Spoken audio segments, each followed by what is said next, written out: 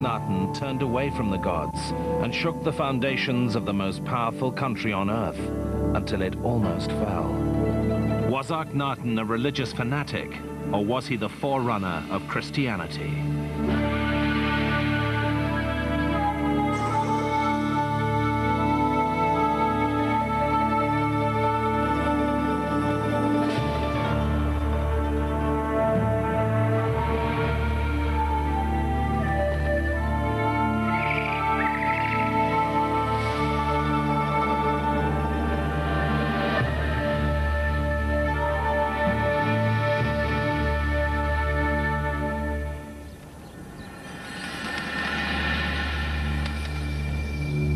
The pyramids and temples of Egypt seem as if they will last forever.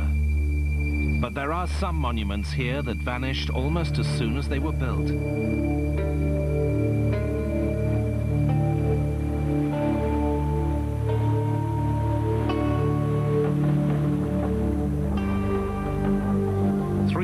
Kilometers south of the pyramids of Giza is Amarna. Under its desert sands are the remains of one of the most puzzling sights in all of Egypt.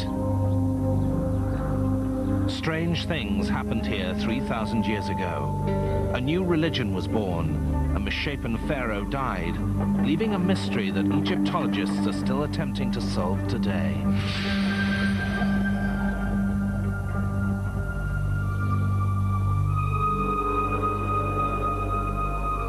At the end of the last century, Sir Flinders Petrie, the founder of modern Egyptology, uncovered a vast lost city in the desert.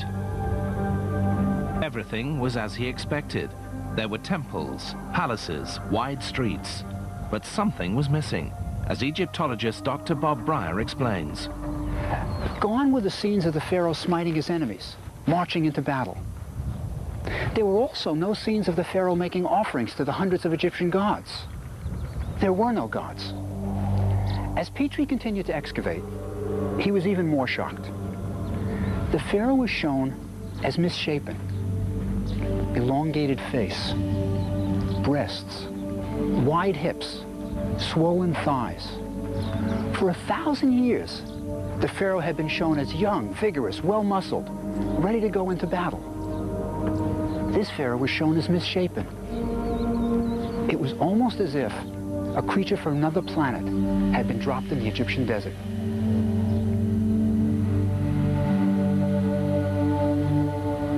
So what happened here some 1,300 years before the birth of Christ? To answer that, we have to look at the family of this rebel pharaoh.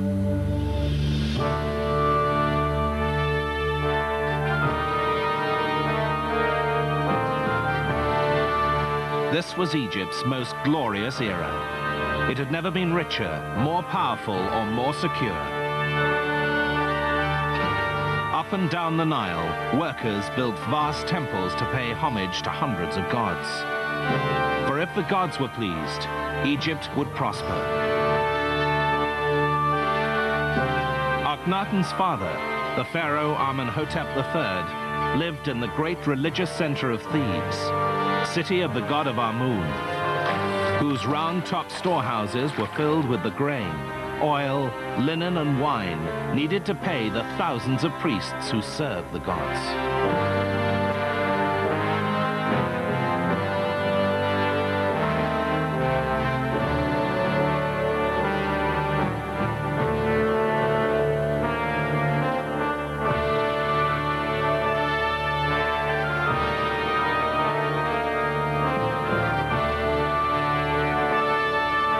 This was the religious center of Egypt, and right at its heart was Amenhotep III.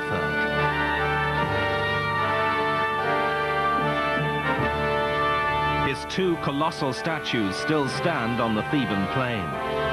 Once they guarded a vast temple, now sunk beneath the soil. All the glory and wealth of Thebes would soon be shaken by a revolution, the like of which had never been seen.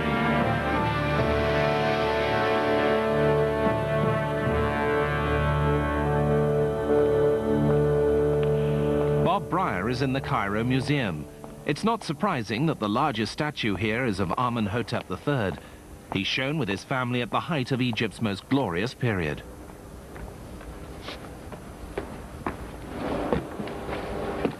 There's Amenhotep III. And there's his wife, Queen T. They had 6 kids. And what's important is how the children were treated. There were 4 daughters. There's one of them. The statue's kind of a family portrait. And all 4 daughters were given important titles. There was also a son, Thutmosis. He was named High Priest of Memphis. And there was one more son, named Amenhotep, after Dad. He's not on this statue.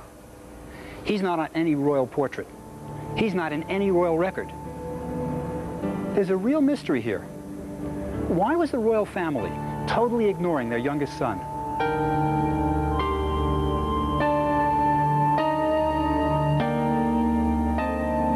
Even in early childhood, there seems to have been something wrong with Amenhotep. Perhaps he was just a strange child with strange ideas.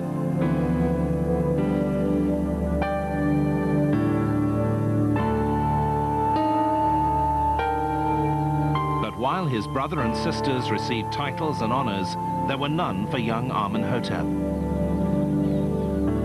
When the royal entourage went to the temples to make offerings to the god Amun and to celebrate the festivals, we can imagine Amenhotep being left behind at the palace. Even the god Amun had rejected the boy.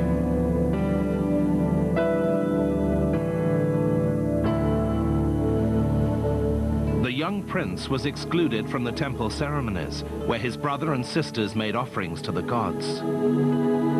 Everything revolved around the temples and their thousands of priests. Pharaohs proudly inscribed on temple walls lists of the gold, silver, cattle and land they had given to the god. This was a world that rejected the young boy, but things were about to change. After the pharaoh, the most important person in the royal family was Queen T, the king's great wife. When Amenhotep III married T, he sent what were then the world's first telegrams, wedding announcements carved on scarabs, beetle-shaped plaques. Sent to foreign countries, they proclaimed, "I have taken a wife, Queen T, mistress of the 2 lands. Her parents are Yuya and Tuya." The new queen's parents were not royalty, and to anyone reading between the lines, the message was clear. My bride is a commoner, but you must accept her as Queen of Egypt. Her sculpture shows a powerful woman, one that would always get what she wanted. And it would be her son, Amenhotep, later to change his name to Akhenaton, who would be the focus of her attention, as Bob Breyer explains. What Queen T wanted was for her son Akhenaton to be Pharaoh of Egypt. Akhenaton's older brother had died, but there were other contenders. There were fit young sons of the Pharaoh's minor wives. Under normal circumstances, any one of them could have been Pharaoh. But it was Queen T's ugly duckling son who became king. It's a curious quirk of history, but because of T's determination to place Akhenaton on the throne of Egypt, we still live with the consequences.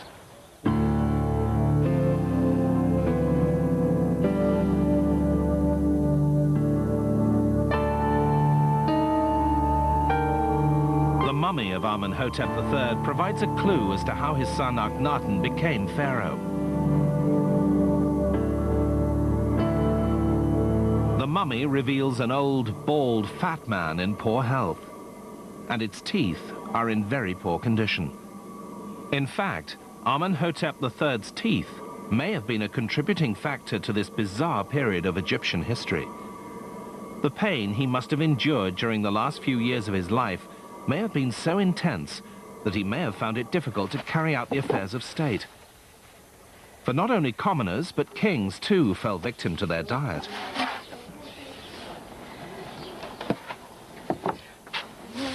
All grains in Egypt were stone ground. Though today this may sound healthy, in reality, it was just the opposite.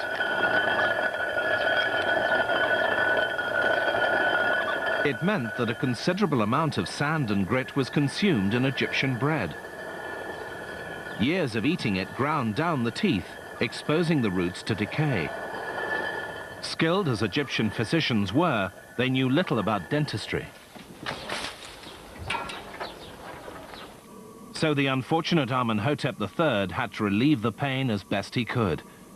He may have been sedated, either by drinking wine or perhaps even taking opium.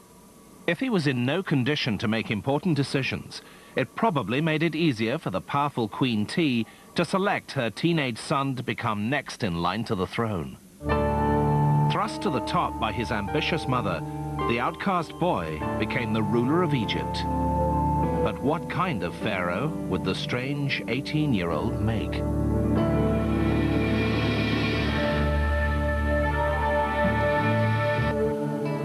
Just how strange the new pharaoh was became clear in the early years of Akhenaton's reign, when he began building his own temple at Karnak, the religious heart of Thebes. Karnak is actually a maze of temples covering more than 40 hectares.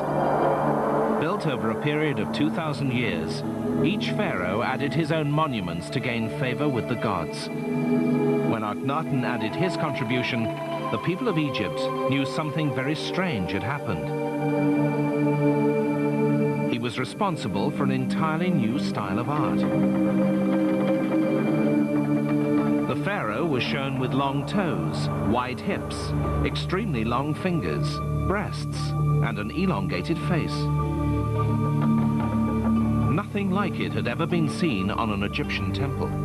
But the peculiarities didn't end there. Standing in front of the temple were colossal statues of the pharaoh that accentuated his bizarre features even more. But that wasn't all.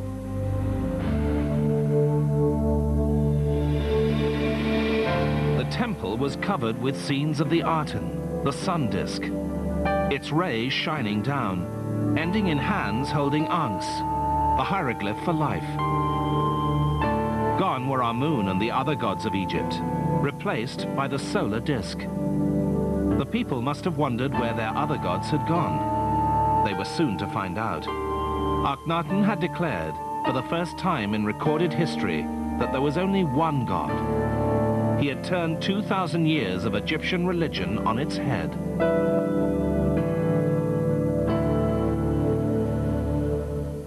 At the beginning of this century, excavators came across a large number of early carved blocks that had been reused in a later pharaoh's building project.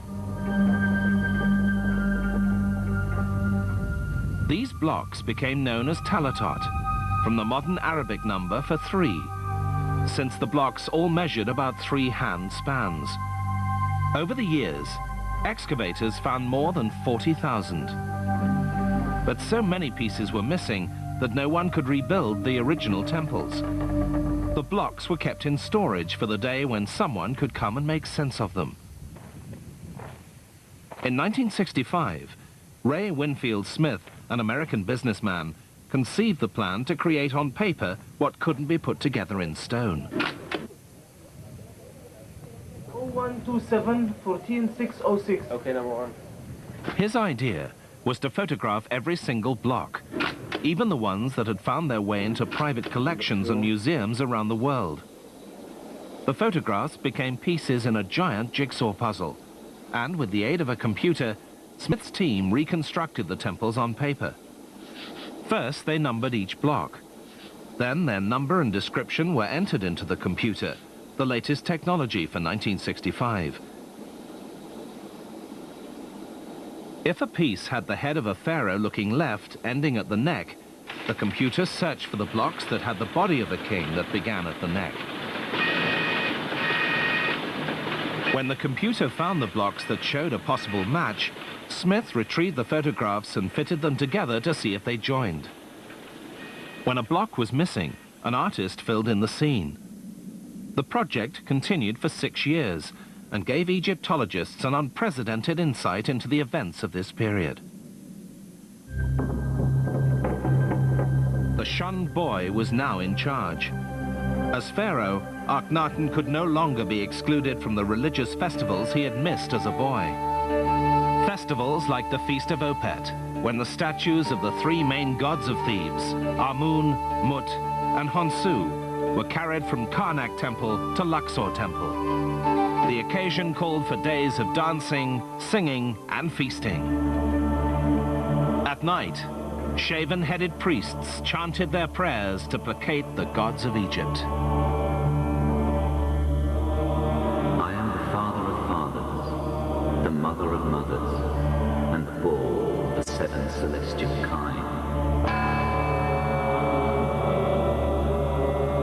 I open my mouth to speak in the midst of silence.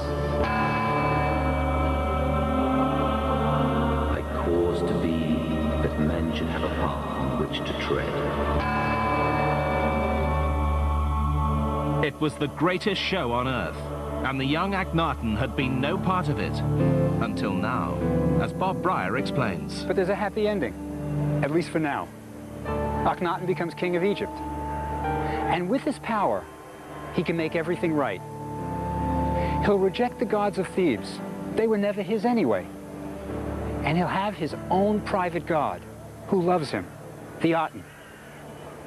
And he'll take his new religion and his new god, and he'll leave Thebes and all the childhood suffering. He'll start a new world. The only question is where. The answer to where Akhenaton should begin his new life came in the 5th year of his reign, from the Aten himself. As Akhenaton traveled across a remote stretch of desert in the middle of Egypt, about 280 kilometers north of Thebes, the sun rose on the horizon and seemed to rest in a notch in the nearby mountains. The hieroglyph for horizon was the sun resting in a notch of a mountain. The horizon represented the beginning and the end. This was the sign Akhenaton was waiting for. He believed the Aten had appeared to him and told him to build his city in the uninhabited desert. He named it AKHENATON, the horizon of the Aten. After Akhenaton's revelation to build his city, he led a small group of his followers out of Thebes to the barren desert site that the Aten had chosen, a place now called Amarna. Akhenaton was now a cult leader, and this would be his commune. At one of the boundary markers, he assembled the faithful, and as he looked out on the desolate plains where the new city would be built, he held a service.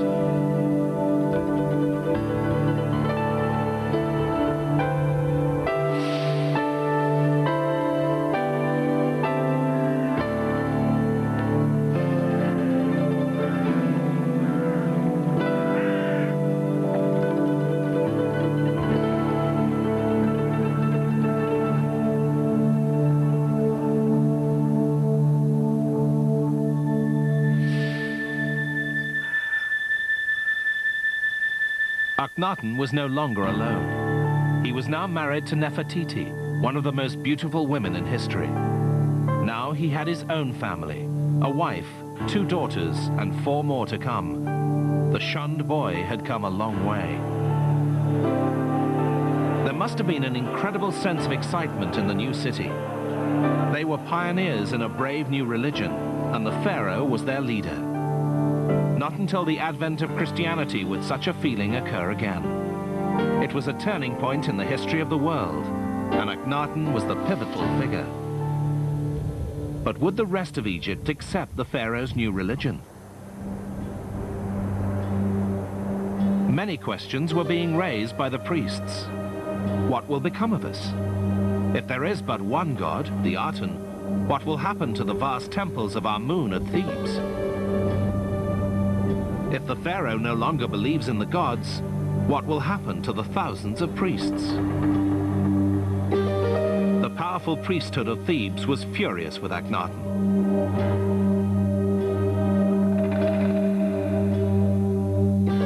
The rebel Pharaoh had declared their gods extinct and deserted the religious capital of Egypt, vowing never to return. Gone were the royal offerings to the temples. There would be no more donations of prisoners taken in wars. The resources of Egypt were flowing out of the established cities and into the desert to build the pharaoh's new city. But it wasn't only the priests who suffered.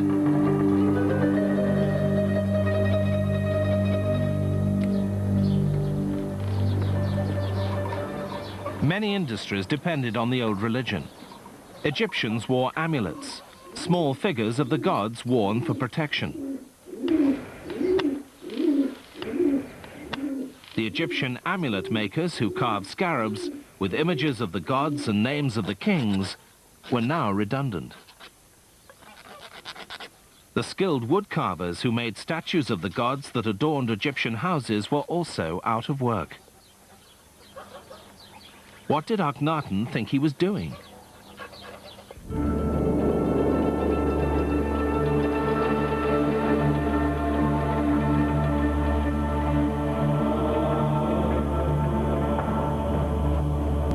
What was probably even more terrifying to the Egyptians was that Akhenaton was interfering with their afterlife. Egyptologist Bob Breyer explains. This is the Book of the Dead. Look over here. There's the deceased. And can you see what he's holding in his hand? It's his heart. The heart was very important to the Egyptians. They believed that you thought with your heart. It makes some sense. When you get excited, it's your heart that beats quickly, not your brain. That's why on Valentine's Day you send chocolate hearts, not chocolate brains. And look over here. These four gods, they're protecting the internal organs of the deceased. You see, the Egyptians were resurrectionists. They believed your body would literally get up and go again in the next world. So you had to have a complete body, including your internal organs. And the journey to the next world, that would be made in a boat. Now, if you look over here at the end of the Book of the Dead, it even provides magical oars for the journey. In a sense, this is a map to the next world. But Akhenaton was throwing out all the old maps. He was writing his own.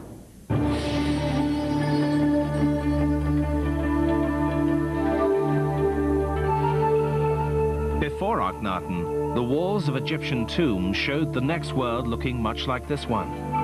The deceased is still working in the fields, but it's a far better life for him. He's wearing his finest white linen robes.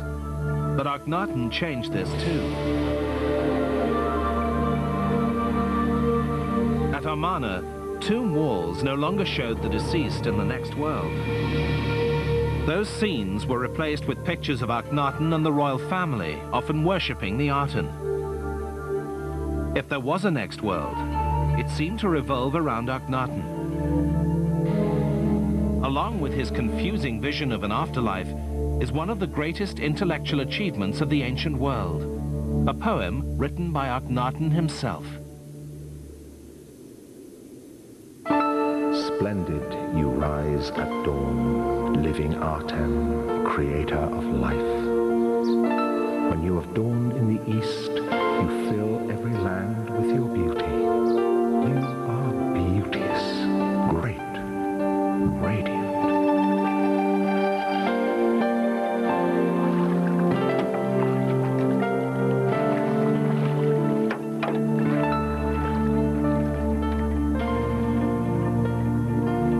Set in the west, earth is in darkness as in death.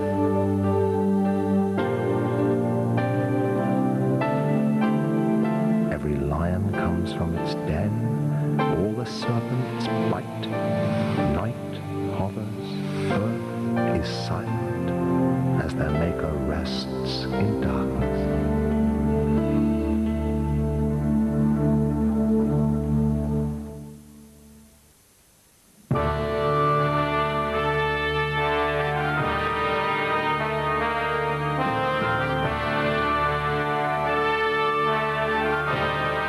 Religion wasn't the only thing Akhenaton altered. 1,000 years of art was to be disregarded. Before Akhenaton, Egyptian art had hardly changed over the centuries. In our civilization, we're used to art styles changing. But in Egypt, art was intended for eternity.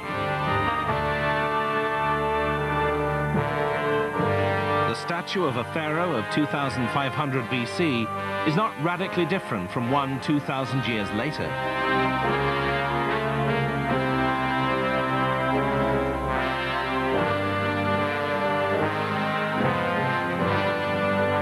Akhenaton was an anomaly in the thousands of years of Egyptian history. There were no more idealized muscular bodies. Akhenaton is shown, warts and all. The slogan for the age of Akhenaton was, "Living in truth." If the pharaoh was deformed, let it be shown that way.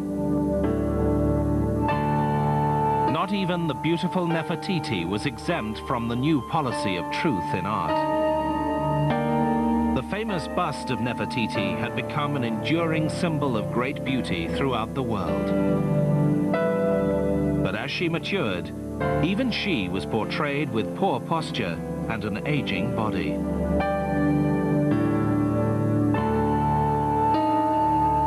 It became fashionable to show the entire royal family with elongated heads.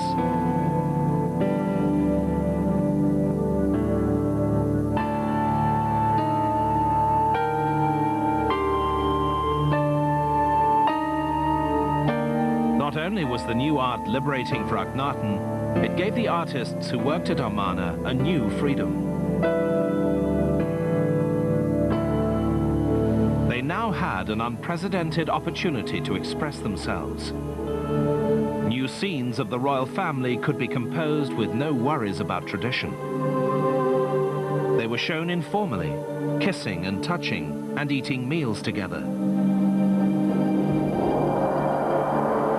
To look into the private life of a pharaoh was unheard of in ancient Egypt, but Akhenaton permitted it. Growing up at Thebes, Akhenaton had never been depicted with his family, never even mentioned on a monument. Now, here at Amarna, he could say, "Accept me for what I am."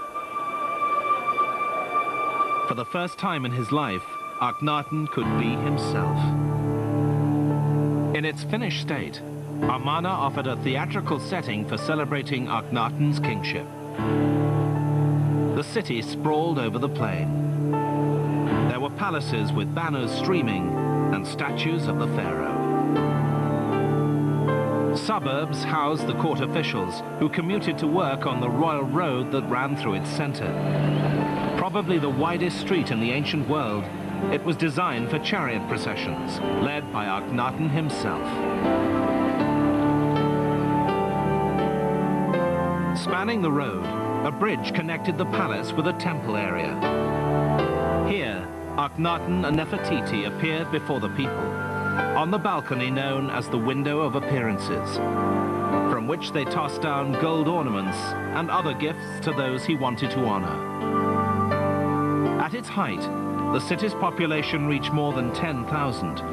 There were boatmen, bureaucrats, traders, artisans, priests and their families. It must have been a city full of excitement, with new lives, new homes and new beginnings. But Akhenaton's utopia did not please everyone. While the pharaoh reveled in the warmth of the sun, some foreign envoys were left to burn, literally. A king of Assyria wrote to Akhenaton, "Why are my messengers kept standing out in the open sun? They will die out there. If it does the king good to stand in the open sun, let him stand there and die in the open sun." Egyptologist Bob Breyer is our guide to the city. This is where it all happened. Akhenaton actually walked this street, and one of his followers lived in this house. Akhenaton probably rewarded him with gifts of gold. He wanted his followers happy. You see, Akhenaton was a flower child of the 60s. He wanted everyone happy, everything beautiful, everyone loving everyone else. Unfortunately, the world doesn't work like that. Akhenaton had been isolated too long. He didn't understand people. He had created a beautiful, idealistic religion that was way ahead of its time. But the people just didn't get it. They were used to gods they could see, carved in stone. Gods with the beautiful bodies of men and women and the heads of animals. Akhenaton's god, the Aten, was an abstraction.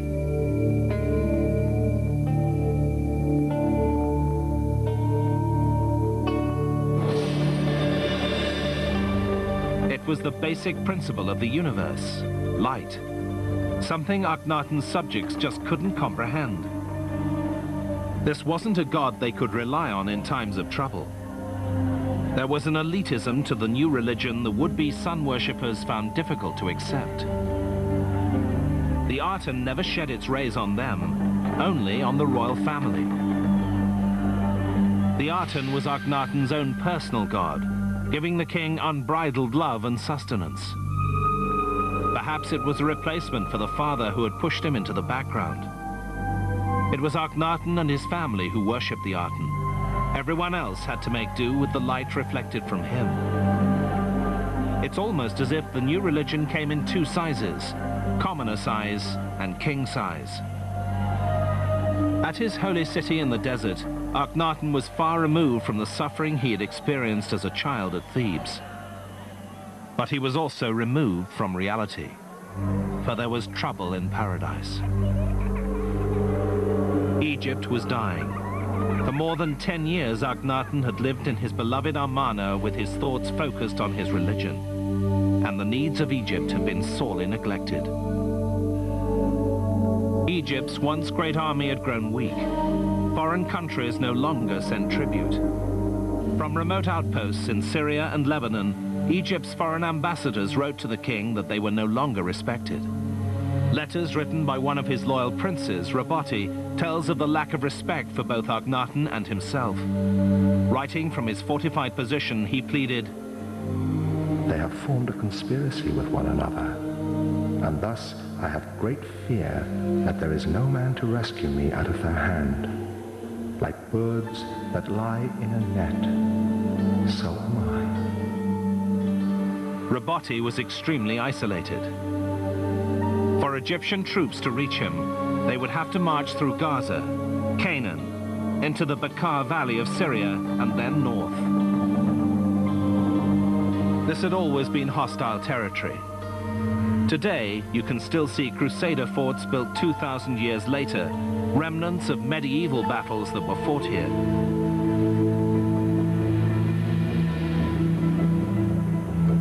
This was where Raboti was writing from.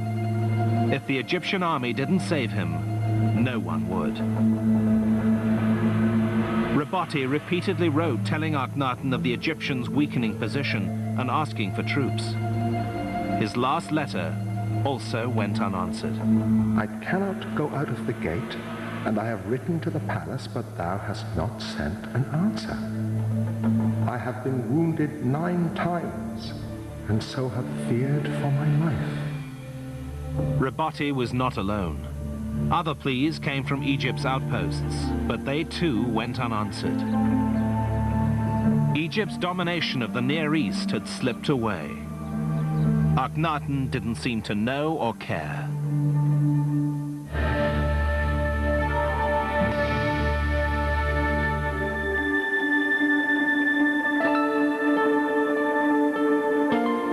Isolated from the problems of Egypt, and perhaps from reality, Akhenaton must have been truly contented with his new god, his new family, and his new city.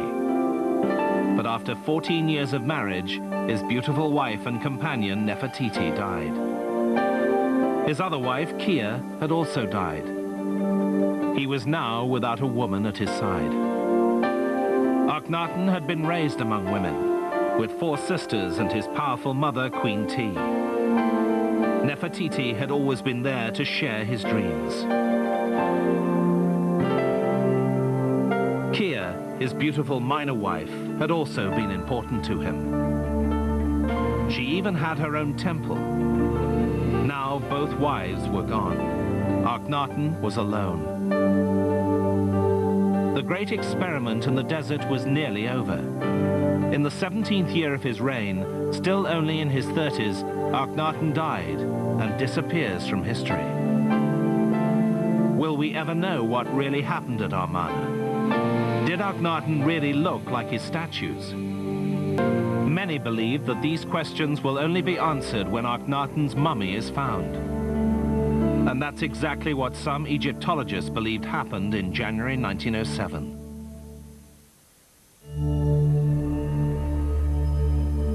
Of all the royal mummies ever discovered, none cause more controversy than the one found in tomb 55 of the Valley of the Kings. At the beginning of the century, Theodore Davis, a wealthy American excavating in Egypt, discovered a tomb in which a burial from the Amarna period had been reinterred. This tomb was clearly unfinished, and the burial had been a hasty one. Gilded wooden panels lay on the floor and against the wall. They bore the damaged image of Akhenaton, worshipping the sun disk, and the name of Queen T.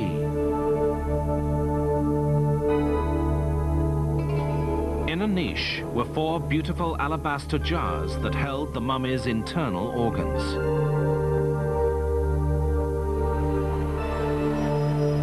Lying on the floor was a badly damaged but stunning coffin, made with thousands of paste inlays and semi-precious stones in the shape of protective wings. But the cartouches containing the occupant's name had been hacked out. Everyone involved in the tomb's excavation believed that once the coffin lid was removed and the inscriptions on the bandages or jewelry could be examined, the mummy's identity would be revealed.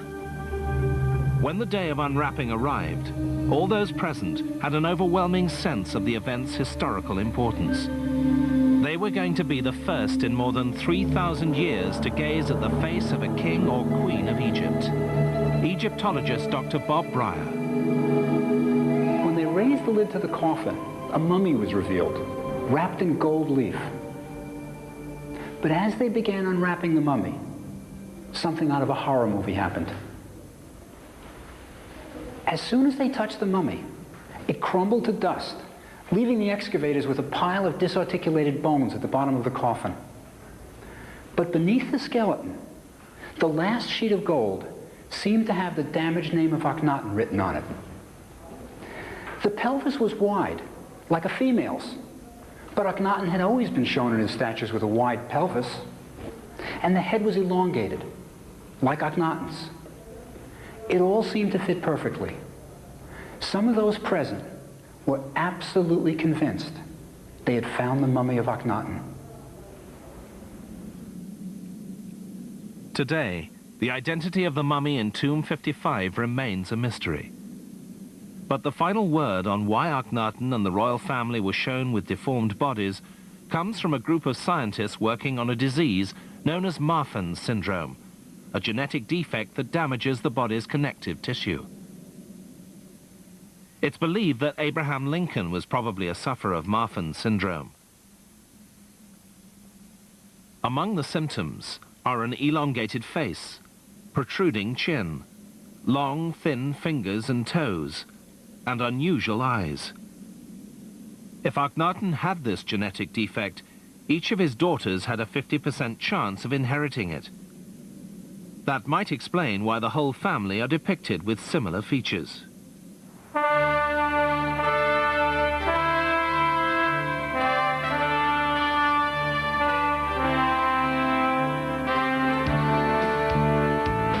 In the United States, research on Marfan's syndrome is currently being carried out at New York Hospital. Bob Breyer has gone to meet Dr. Jessica Davis for her diagnosis. She's one of the world's leading experts on Marfan's syndrome. Because some of the people, that's a very interesting story, some of the older people in the Little People of America, which is... This is our patient right now. I know, I recognize this. Well, yeah, Even I know who this is now. Are there any features that might suggest Marfan if this guy walked into your office? I think that the suggestive things here is just the elongated face, that long, narrow face. But also, this is a handsome individual. So that those are two things that I would be looking at, someone who has essentially regular features, but long and narrow face. But the diagnosis of Marfan's wouldn't really depend on a facial appearance. Right. So I think it's important just to say that these are people truly who have Marfan syndrome have normal facial features, but they look Gothic and more classic. Now, typical of the period, the art, is elongated hands. And let me show you the kind of real exaggeration kind of thing. Now, that's a hand that's almost unnatural, the way the finger goes. Is there anything like that with long fingers with Marfan, or? Like this very slender limb would certainly be suggestive of an underlying connective tissue disorders, as with these very long, thin fingers. And what you can see here is that he's kind of dislocated this a little bit. It looks flexible. Now, let me show you a foot. First of all, these are very thin limbs. The hand and arm were suggestive. The ankle certainly is suggestive. And this is a very long, elegant kind of foot with long toes. I mean, again, that's something that we would be measuring out in the clinical diagnosis of a person with Marfan syndrome. So yes, that's suggestive. Given the face, the hands, the feet, the body, the skeletal structure, would you send this man for a Marfan diagnosis? Would you? Would I do more? I mean, and get an echocardiogram? Would you send for whatever? Yeah, I would probably. I mean, I think that this is a fascinating the thesis story. Sounds reasonable, and the thesis is and the hypothesis is one that deserves looking at. And I think looking at other members of his family. Okay, so without more ado, Bob Breyer will speak to us. Yes. There were more clues for Bob Breyer on the trail of Marfan syndrome. Insights from people who have the syndrome today. Could they explain Akhenaton's behavior? Well, I dressed very differently, sometimes even exaggerating my difference, and wearing long capes and very much, well, if I'm different, well, look at me, I am different. That's interesting. I never thought of that, of people accentuating. I kind of could understand sort of just going away, but accentuating is interesting, because almost what Akhenaton does. I mean, Akhenaton's period is called the Amarna, and it's Amarna art. The hands are very extreme. Now, look at this guy. This is Akhenaton's hand. Take a look. Well, the finger's long. Yeah, they added a joint. But I don't think you can do that. Even you, I don't think you can do that, Julie. But You did it sort of like that. See, but it's interesting, isn't it? It does something. But is that something that seems similar, or the hand? Yeah. It could. Did they ever check on his toes in any of the art? Did they ever show the toes? Does he have Marfanoid toes? Okay, so here you go, kid.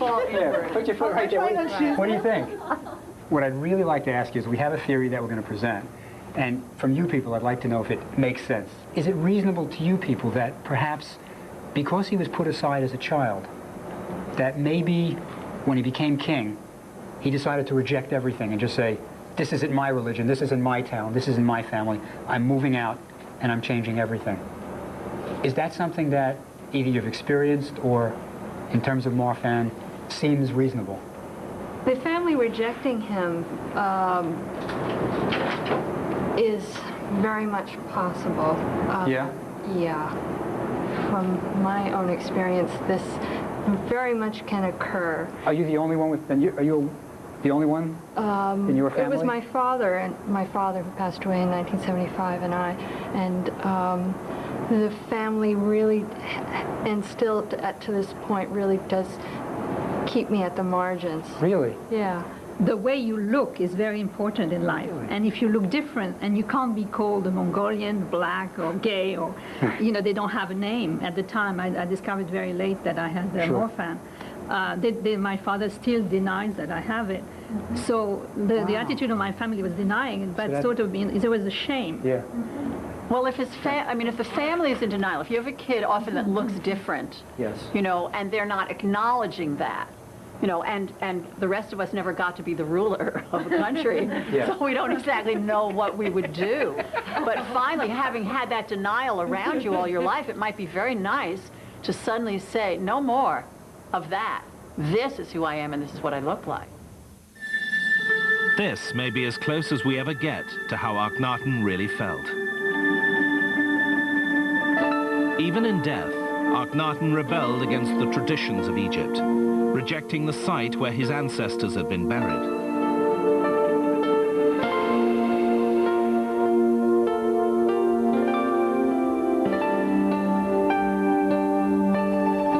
For his tomb, he selected a remote valley at Amarna.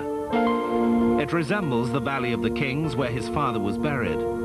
Perhaps the child in him still seeked acceptance.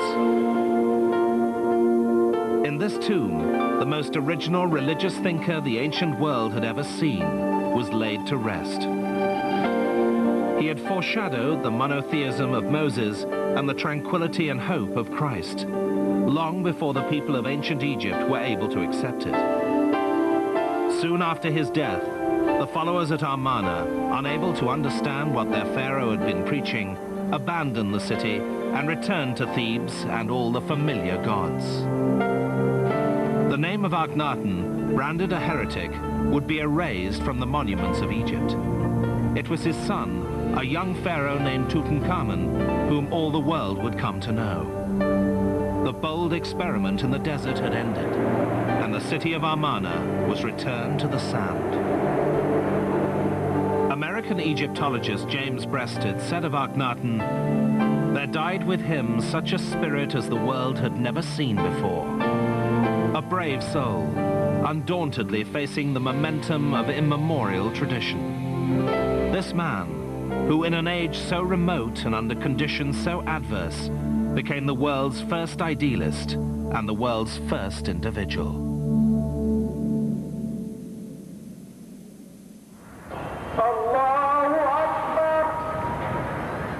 3,000 years ago, the rebel pharaoh Akhenaton outraged the inhabitants of the Nile Valley by preaching, "There is only one God." But less than 100 years after Akhenaton's death, Moses would be preaching monotheism on the banks of the Nile to the Israelites. Today, millions of Egyptians hear the muezzins and mosques affirm that there is but one God, and his name is Allah. The idea of a single God, once the radical belief of an isolated heretic, is now embraced by Muslims, Christians, and Jews throughout the world. The vision of Akhenaton lives on. King of the Pyramids, Sneferu is tomorrow's great Egyptian at 10 o'clock. On Discovery Channel next, a proud nation finally subdued by British invaders. Zulu Wars.